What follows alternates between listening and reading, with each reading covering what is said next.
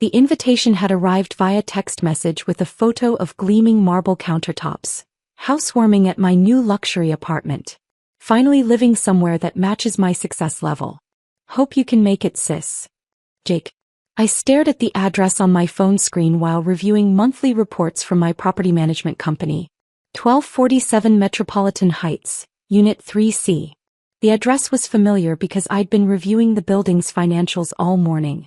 The luxury high-rise had been one of my more challenging acquisitions, a distressed property I'd purchased for $34 million 2 years ago after the previous owner defaulted during the market downturn. My stepbrother Jake, who'd spent the last 5 years telling anyone who'd listen that I was a minimum wage failure, was throwing his housewarming party at a building I owned. The irony would have been amusing if it weren't so painful. Jake had been part of my family for 12 years, ever since Mom married his father when I was 16. In all that time he'd never once asked about my actual career or income. He'd simply assumed that because I lived modestly and drove a practical car, I must be struggling financially.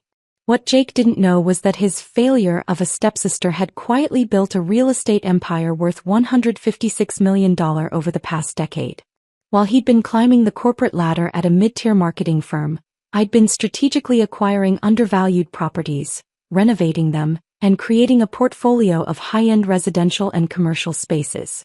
Metropolitan Heights had been a particularly satisfying purchase. The previous owners had over-leveraged during the boom years and couldn't service their debt when occupancy rates dropped.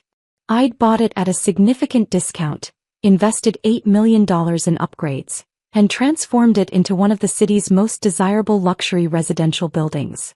The building now commanded premium rents and maintained a 97% occupancy rate. Jake's unit, a corner apartment with floor-to-ceiling windows and city views, rented for $4,200 per month.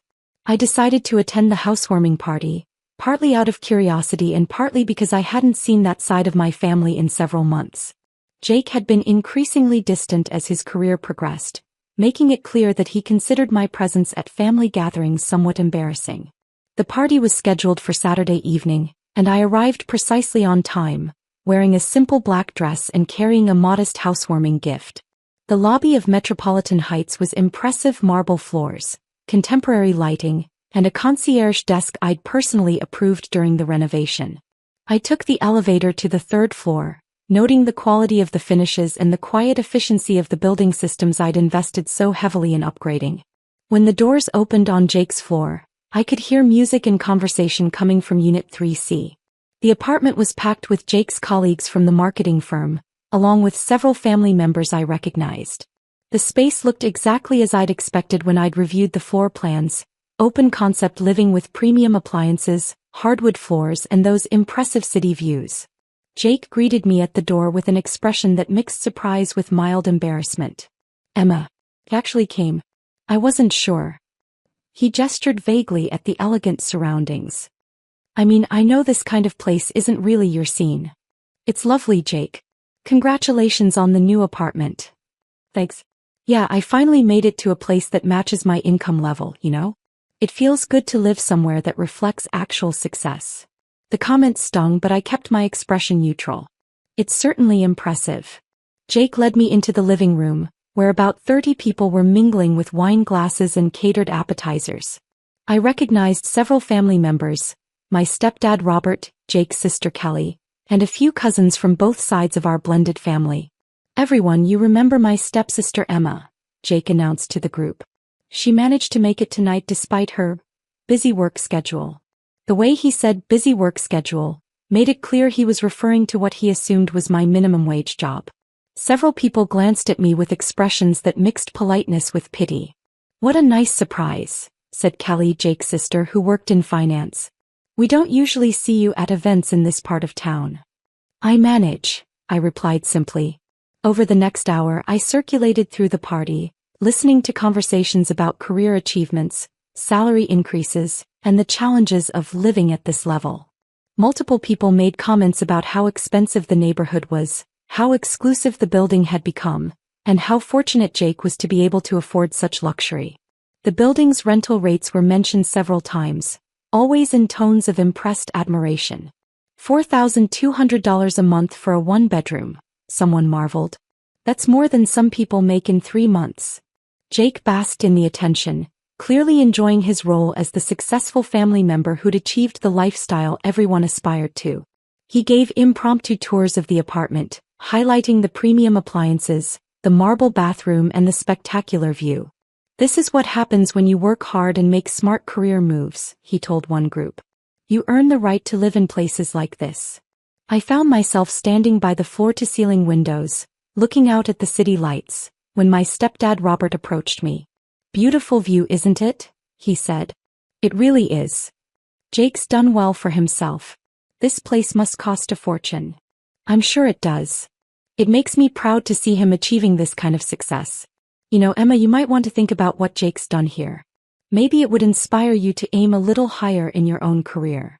The suggestion was delivered kindly, but it carried the clear implication that I needed inspiration to achieve what Jake had accomplished. I'll definitely consider that, I said. As the evening progressed, the comments became less subtle. During Jake's toast to making it in the big city, he made several references to family members who understand what success looks like versus those who were still figuring things out. The turning point came around 9:30 p.m., when Jake had clearly had several glasses of wine and decided to make an impromptu speech about achievement and aspiration. You know, he began, raising his glass, I want to thank everyone for coming tonight to celebrate this milestone. This apartment represents more than just a place to live. It represents the reward for hard work, smart decisions, and refusing to settle for less than you deserve. General agreement and applause from the crowd. I look around this room and I see people who understand that success isn't just about what you do, it's about how you live, where you live, and the standards you set for yourself. More nodding and murmurs of approval. Some people are content to live modestly, work basic jobs, and never aspire to anything better. And that's fine. Someone has to work minimum wage, right? But the people in this room tonight are different. We're the ones who push ourselves to achieve more. I could feel eyes turning toward me and I realized that Jake was building up to something. My stepsister Emma is here tonight, and I want her to see what's possible when you refuse to settle. Emma, you've been working the same office job for years, living in that little apartment, driving that old car. But look around you, this is what success actually looks like. The room fell into an uncomfortable silence as everyone realized Jake was essentially using me as a cautionary tale. You don't belong in nice places like this, he continued, his voice getting louder and more aggressive. Minimum wage workers like you ruin neighborhoods like this. They bring down property values and change the whole character of an area. Several people shifted uncomfortably, but no one spoke up to disagree. I mean, look at you, Jake gestured toward my simple dress and practical shoes. You can't even afford to dress appropriately for a place like this. It's embarrassing. Kelly nodded in agreement. Jake's right. There are standards to maintain in buildings like this. Robert, my own stepfather, remained silent. The truth is, Jake was really warming to his theme now. People like Emma don't understand what it takes to earn your way into luxury. They think they're entitled to be included in everything, but they haven't put in the work or made the sacrifices. The humiliation was overwhelming, but I maintained my composure. I set down my water glass and gathered my purse. You're absolutely right, Jake, I said quietly. I should go. Don't take it personally, Emma, he called after me as I headed for the door. Maybe this will motivate you to work harder and aim higher in life. I left without arguing, took the elevator down through my own building, walked past my own concierge desk, and drove home in my old car, which was actually a 2-year-old Honda Civic that I'd chosen for its reliability and fuel efficiency. That evening, I sat in my home office reviewing the lease agreements for Metropolitan Heights. Jake's lease showed he'd signed a 12-month agreement 6 weeks ago, with first month last month, and security deposit totaling $12,600 upfront. His application showed a salary of $78,000 annually from Morrison Marketing Group, respectable, but hardly the fortune he'd been implying.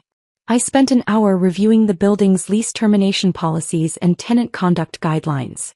As the owner, I had broad discretion in tenant selection and retention, particularly for behavior that could affect the building's reputation or community atmosphere. The next morning, I called my property management company. Patricia, this is Emma Chin. I need you to handle a lease termination for Metropolitan Heights. Of course. Which unit and what's the reason? Unit 3C, tenant Jake Morrison. The reason is conduct inconsistent with building community standards. Should I schedule a formal review process? No, this is a direct owner decision. Please call the tenant this morning and inform him that his lease is terminated effective immediately. He has 30 days to vacate per the lease terms. I'll handle it personally. Any specific reason I should provide? Simply state that it's the building owner's decision and that the termination is final and non-negotiable. Understood. At 10:23 a.m. my phone rang. The caller ID showed Jake's number. Emma. His voice was frantic, panicked. The craziest thing just happened. The property management company called and said my lease is terminated. They said it's the building owner's decision. That's terrible, Jake. Did they give you a reason? They said something about conduct inconsistent with building standards, but that doesn't make any sense. I haven't done anything wrong. How strange. Did you try talking to someone in charge? I called back and demanded to speak with the building owner, but they said the owner doesn't take calls from tenants and the decision is final. That does seem harsh. Emma, I need to ask you something. You don't happen to know anyone in real estate, do you? Anyone who might be able to help me understand what's happening? The irony was exquisite. Jake was asking his minimum wage stepsister for help with a real estate problem at the building she owned. I might know someone who could provide information, I said carefully. Really? Could you ask them? I'm desperate here. I put down almost $13,000 on this place and I can't afford to lose it. I'll see what I can find out. What I actually did was call Patricia back. Please send Mr. Morrison written notice that his lease termination is due to public disparagement of other tenants based on perceived socioeconomic status. Include a copy of our community standards policy that prohibits discrimination and harassment. Should I mention the specific incident? State that building management received reports of the tenant making derogatory comments about other residents' financial status and declaring that certain people don't belong in the building. That's clear grounds for termination under our community standards clause. Exactly. 2 hours later, Jake called again. Emma, I got a letter from the building management company. They're saying I violated some community standards policy by discriminating against other tenants based on economic status. What kind of discrimination? They claim I made derogatory comments about residents' financial status and said people don't belong in the building. But Emma, I never said anything like that about other tenants. Are you sure? Of course I'm sure. The only time I talked about people not belonging in nice places was when I was talking about. I could hear the realization hitting him. Oh God. Emma. Did someone report what I said about you at the party? What did you say about me, Jake? I said some things about minimum wage workers and people not belonging in luxury buildings. But Emma, you're not even a tenant. How could that violate their policy? Maybe because I was a guest in the building and your comments created a hostile environment? But that's not fair. I was just talking about economic realities. You said I don't belong in nice places. You said minimum wage workers like me ruin neighborhoods. You said I was embarrassing and couldn't afford to dress appropriately for the building. I didn't mean. Jake, what you meant was that you thought you were better than me because of money. And apparently, building management doesn't want tenants who treat people that way. Emma, please. Is there anything you can do? Anyone you can call? I'll lose everything, my deposit, my first and last month's rent, and I don't have anywhere else to go. I'll make some calls and see what I can find out. What I did was review Jake's financial situation more carefully. His lease application showed he was spending 65% of his gross income on rent alone, a financially precarious position that explained why losing the deposit would be so devastating. I also looked at his employment history and discovered that Morrison Marketing Group had been struggling financially. They'd laid off 30% of their workforce in the past year, and Jake's position wasn't particularly secure. The next day I called Jake back. I spoke with someone connected to the building management. What did they say? Can they reverse the termination? Jake, I need to ask you something first. Are you really making $78,000 a year? Why would you ask that? Because the person I spoke with mentioned that your lease approval was marginal based on your income verification. It's gross income. Before taxes and everything. And your job at Morrison Marketing, how secure is that? Why are you asking all these questions? Because the building management wants to understand whether this was an isolated incident of poor judgment or part of a pattern of behavior. What do you mean? They're wondering if someone who publicly humiliates family members based on perceived financial status might also treat building staff, neighbors, or service workers inappropriately. I would never. Jake, you spent an entire evening telling 30 people that I was a failure because you thought I was poor. You said I didn't belong in nice places and that I was embarrassing to be around. But your family. That's different. Is it? Because from the building's perspective, if you'll treat family that way in public, how might you treat a maintenance worker or a delivery person or a neighbor who doesn't meet your standards? There was a long silence. Emma, what do I have to do to fix this? I don't know if you can fix it, Jake. The decision seems pretty final. There has to be something. A fine, a warning, community service, anything. The person I spoke with mentioned that the building owner is particularly sensitive to discrimination issues because they've worked hard to create an inclusive community environment. What does that mean? It means that exclusive doesn't have to mean exclusionary. You can have high standards without treating people badly based on assumptions about their background. I get it now. I understand. Can you please ask them to give me another chance? Jake, before I make any calls, I need you to understand something. Anything. This isn't really about the building policy.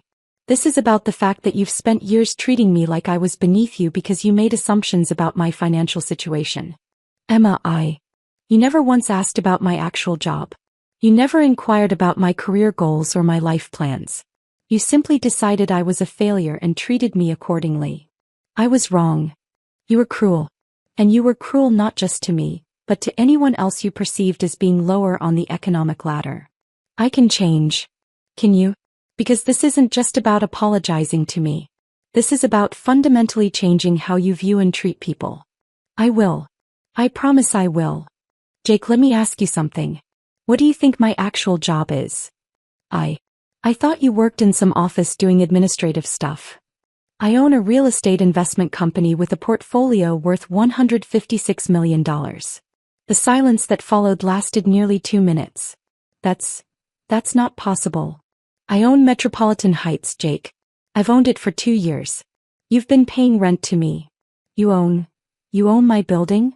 I own your building along with 14 other properties in the metropolitan area. But you live in that small apartment, you drive that old car. I choose to live modestly because I learned early that how you treat people reveals your character, not your bank balance. Emma, I had no idea. That's exactly right. You had no idea, but you treated me badly anyway. What does that tell you about yourself? I'm an idiot. I'm a complete idiot. You're someone who judges people based on appearances and assumptions. And that's exactly why your lease is terminated. What do I do now? You find somewhere else to live and you think very carefully about the person you want to be. Emma, please. I'm begging you. I'll do anything, public apology, community service, whatever it takes. Jake, here's what I want you to understand. I didn't terminate your lease because I was angry about the party. I terminated it because your behavior demonstrated that you're not the kind of person I want living in my building. I can change. Maybe you can. But you'll need to prove that somewhere else. I can't afford to lose the deposit money. My savings are wiped out. Then maybe you'll understand what it feels like to be financially vulnerable and worry about being judged for it. Emma, we're family. Are we? Because family doesn't publicly humiliate each other for sport. The calls continued for 3 days, with Jake cycling through anger, bargaining, and desperation. He offered to pay additional fees, sign community service agreements, even make public apologies. But I'd made my decision based on a principle that went beyond our personal relationship. I wanted tenants who treated everyone with dignity, regardless of their perceived social or economic status. After a week, I received a call from my stepfather, Robert. Emma, I need to talk to you about Jake's situation. What about it? He says you own his building and you're evicting him because of what he said at the party. That's accurate. Emma, he's family. Surely you can work something out. Robert, were you there when Jake spent 10 minutes explaining to 30 people that I don't belong in nice places? He was drunk and he said some things he shouldn't have. He was expressing his genuine beliefs about me and people like me. The alcohol just made him honest about it. but to evict him from his home. Robert, let me ask you something. Why didn't you speak up at the party? What do you mean? When Jake was humiliating me in front of the whole family, why didn't you say anything? It was awkward. I didn't want to make a scene. But you're comfortable calling me now to ask for special treatment for the person who made that scene at my expense. Emma, that's not fair. Isn't it? You were fine with Jake treating me badly as long as it didn't affect him. Now that there are consequences, suddenly family loyalty matters. We all make mistakes. This wasn't a mistake, Robert. This was Jake revealing his true character. And you enabled it by staying silent. What do you want from us? I want you to understand that actions have consequences, and that family relationships should be based on love and respect, not assumptions about social status. So you're punishing the whole family? I'm not punishing anyone. I'm simply choosing not to do business with someone who has demonstrated that he doesn't share my values. Emma, he's going to lose thousands of dollars. And I lost 12 years of family relationship to his condescension and disrespect. Over the following month, Jake moved out of Metropolitan Heights and found a smaller apartment in a less expensive neighborhood. The experience seemed to genuinely humble him, and he reached out several times to attempt apologies and rebuilding our relationship. But the most meaningful conversation came 6 months later, when he called with a different tone entirely. Emma, I've been thinking a lot about what happened and I wanted to call you. I'm listening. I want to apologize. Not because I want something from you, but because I owe you an apology. Go on. I spent years treating you badly because I made assumptions about your worth based on what I thought your financial situation was. That was wrong and it was cruel. Thank you for saying that. But Emma, I want you to know that I've learned something important. Even if you had been struggling financially, even if you had been working a minimum wage job, that wouldn't have made you less valuable as a person or less deserving of respect.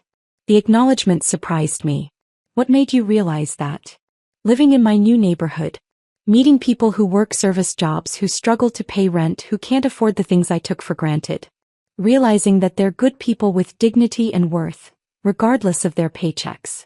That's a significant insight. Emma, I don't expect forgiveness and I'm not asking for any favors. I just wanted you to know that I understand now that I was wrong about everything. I appreciate that, Jake. And I wanted to ask you something. Would you be willing to have coffee sometime? Not to talk about business or money or any of that. Just to try to rebuild some kind of relationship as people. I considered the request carefully. Jake, I'm open to that. But I need you to understand that any relationship we rebuild will be based on who we are as people, not on what either of us can do for the other. I understand. And Emma? Yes. I'm proud of what you've accomplished. Not because of the money, but because you built something meaningful while staying true to your values. Thank you. That means a lot. We did meet for coffee, and over time, we've been able to rebuild a relationship based on mutual respect rather than assumed hierarchy. Jake learned to see people as individuals rather than economic categories, and I learned that people can genuinely change when they're willing to examine their own behavior. Metropolitan Heights continues to be one of my most successful properties, with high occupancy rates and a strong community atmosphere. The incident with Jake reinforced my commitment to creating inclusive environments that welcome people based on character rather than just financial capacity. But the most important outcome was personal. I learned that sometimes the most powerful response to discrimination is not anger or revenge, but the consistent application of principles that reflect the values you want to see in the world. Jake may have been right about one thing at his housewarming party. People like me don't belong in places where worth is measured only by wealth. We belong in places where worth is measured by how we treat each other. And fortunately, I own several of those places.